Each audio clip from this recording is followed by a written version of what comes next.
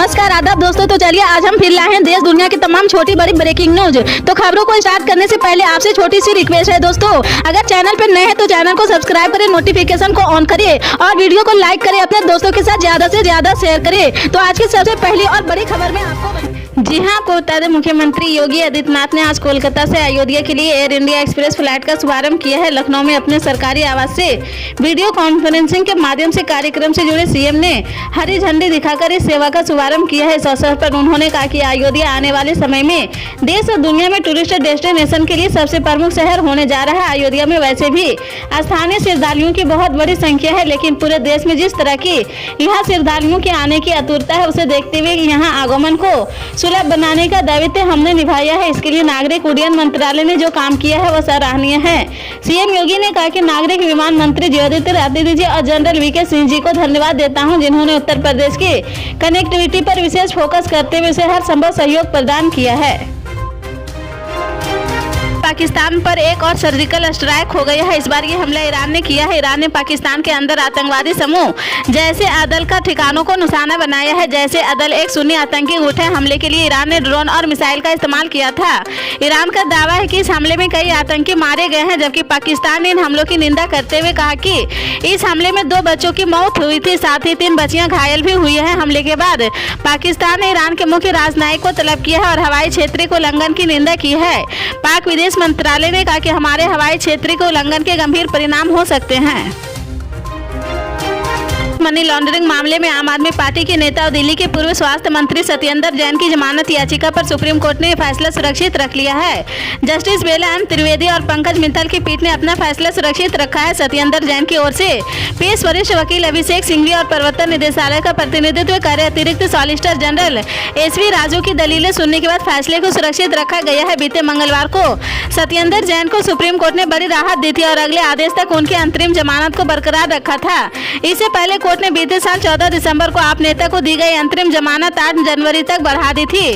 Supreme court ने 26 मई 2023 को चिकित्सक आधार पर पूर्व स्वास्थ्य मंत्री को अंतरिम जमानत दी थी और इसे समय समय पर बढ़ाया गया है। आप नेता ने इसे चुनौती देते हुए सुप्रीम कोर्ट का रुख किया है। दिल्ली हाई कोर्ट ने मामले में उनकी नियमित जमानत याचिका खारिज कर दी थी।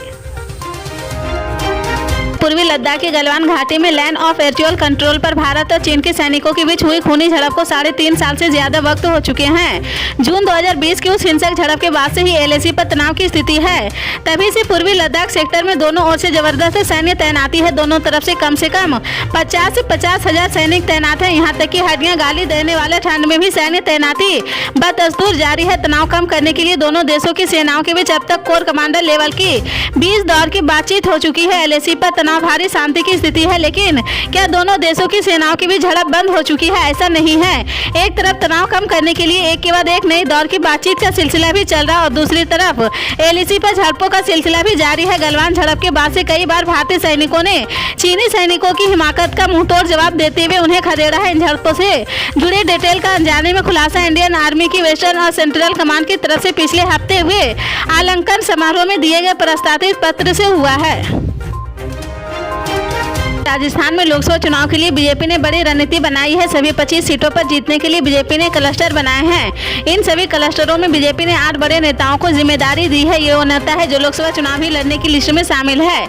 इन्हें मार्च तक अपनी अपनी लोकसभा सीटों की ग्राउंड रिपोर्ट देनी है। इनकी रिपोर्ट के बाद उन सीटों पर पार्टी प्रत्याशी उतरेगी। राजस्थान में विधानसभा चुनाव से पहले 200 सीटों पर 8 राज्यों के 200 विधायकों को ग्राउंड रिपोर्ट के लिए उतारा गया था। उनकी रिपोर्ट के बाद ने उनके प्रत्याशियों का नाम मुहर लगाई थी।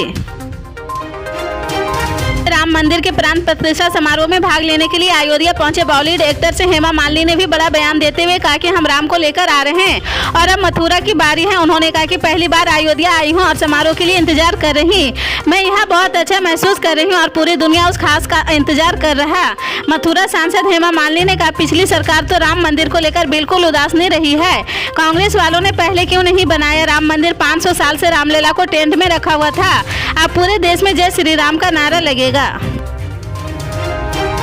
प्रधानमंत्री नरेंद्र मोदी के नेतृत्व वाले 10 साल के शासन को अन्याय काल करार देते हुए कांग्रेस ने मणिपुर के थौबल जिले से 66 दिवसीय भारत जोड़ो न्याय यात्रा शुरू की है। यह यात्रा 15 राज्यों से होकर 6,713 किमी की दूरी तय करने के बाद 20 मार्च को मुंबई में खत्म होगी।